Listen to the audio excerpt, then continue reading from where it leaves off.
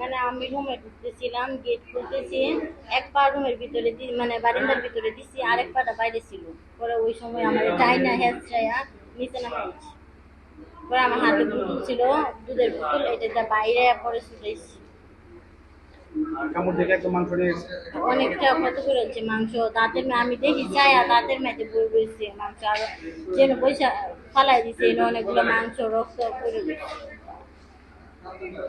40 থেকে 50 জন রোগী হবে পাকুন্দিয়া আছে। পাকুন্দিয়া ওইখান থেকে আবার এই কিশোরগঞ্জের জন্য রেফার করি। আমাদের নিজের একজন রোগী ছিল, ওইখান থেকে পাকুন্দিয়া থেকে কিশোরগঞ্জ রেফার করেছে। এত মানুষের কামড় কুকুরে কি কোনোভাবে পাওয়া গেছে বা কুকুরে থেকে রাস্তা দিয়ে যাইতেছে, মানে মানুষ তো যাওয়ার পথে দূরে যাইতেছে আর মানুষের কামড়ায় যাইতেছে। একবারে বাইপাসের ওই মাথা থেকে সিনেমা হলের সামনে থেকে আমরা যতটুকু জানি যে নারায়ণের দিকে আসছে এই দিক দিয়া, একবারে সৈয়দগাঁওয়ের দিকে মুভ করছে, কুলেঘাটের দিকে এই দিক দিয়ে আসছে, একবারে পাগলা কুকুর যাইতেছে, দূরে যাইতেছে মানুষের কামড়াইতেছে।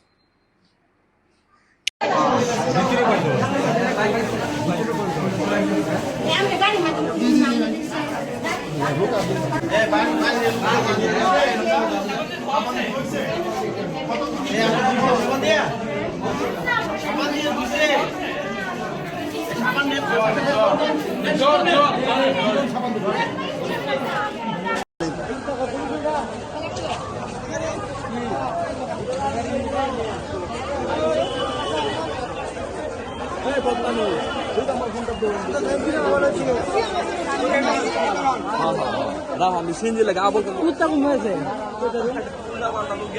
ব্যাক